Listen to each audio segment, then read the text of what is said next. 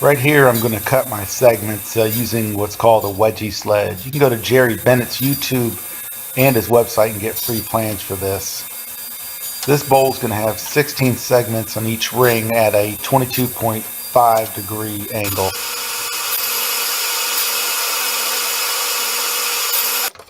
To make different size rings, you have to have different size segments. So I use the millimeters and my little saw stop right there to cut the right lengths.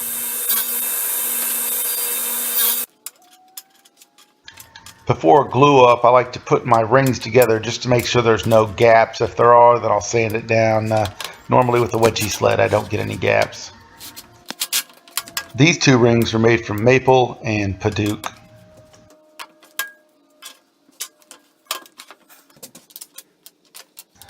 While this one is made from ash. You can see I actually have the sizes put on them. That's just in case I cut a couple extra. I can make another bowl, scrap bowl at another time. This ring is made from maple.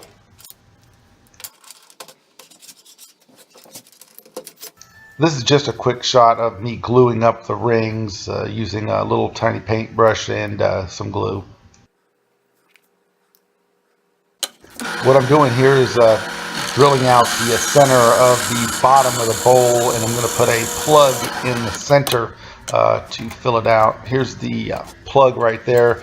It's made from Brazilian cherry. Keep taking a little bit at a time until I get a good snug fit. After that, I'm going to part it off and we'll move on to glue up.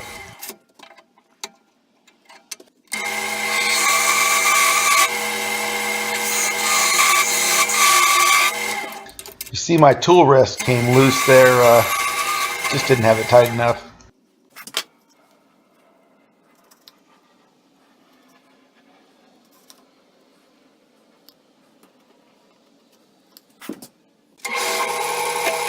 Here I take my coal jaws and I'm going to flatten one face of it.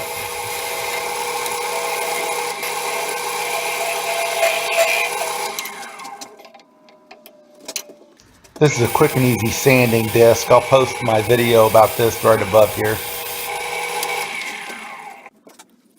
Now I start glue up. This is where I start messing up. I should have actually turned these as I went and got to the bottom of the bowl a little bit easier. What I'm doing here is just sanding it, trying to get it flat face so I can glue another segmented ring on.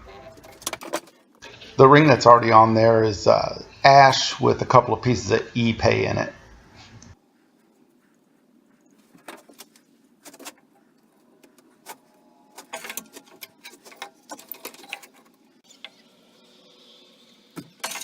At this point, I've turned my bowl around. I'm going to put a waste block on there. I believe that it was an epay. Then I turn it down so I can get it into my dovetail chuck.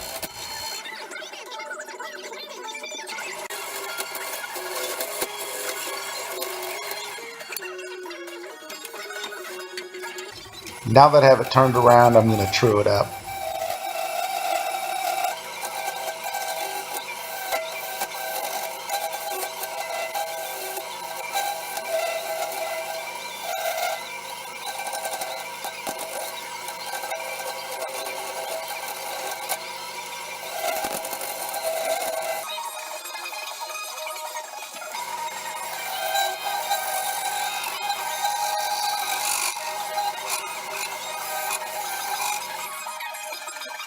And here's where I messed up again. I should have turned that ring down some that's on there before I add the last two rings, the maple and the Paduk with the other maple ring.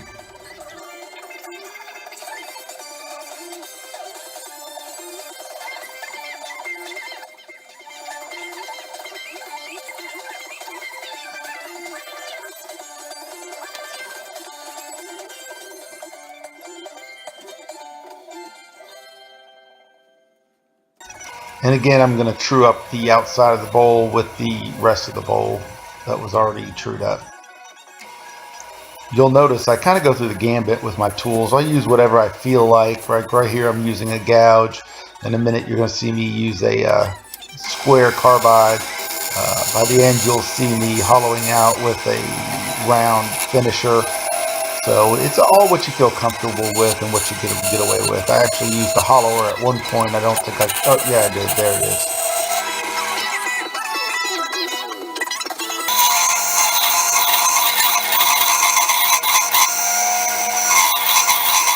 Now it's time to sand the bowl. Sand the inside down to about 240.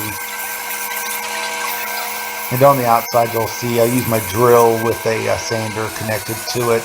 That's the best way for me to sand. I get the best results. Here I'm just showing you before I put a finish on what the bowl looks like. Sanded up to about 800 grit. And right here I'm putting on some shine juice and just buffing it up with the speed polish. I've reversed the bowl up just to turn off the tenon.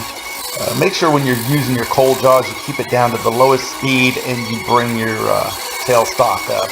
I've had one fly off and hit me in the face. It's not fun. Then I've sanded it down and then I'm going to put some polish on the bottom of it and the bowl will be done.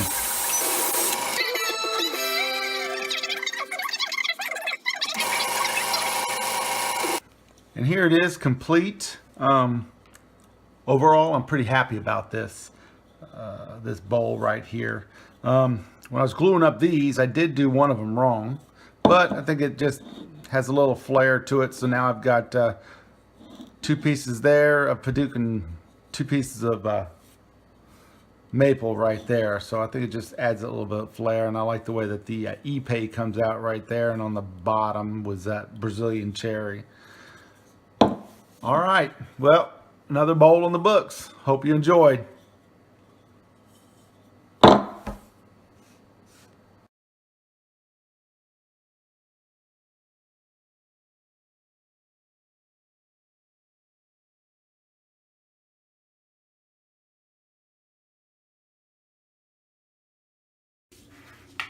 Somebody's anesthetic. I gotta put her back in there.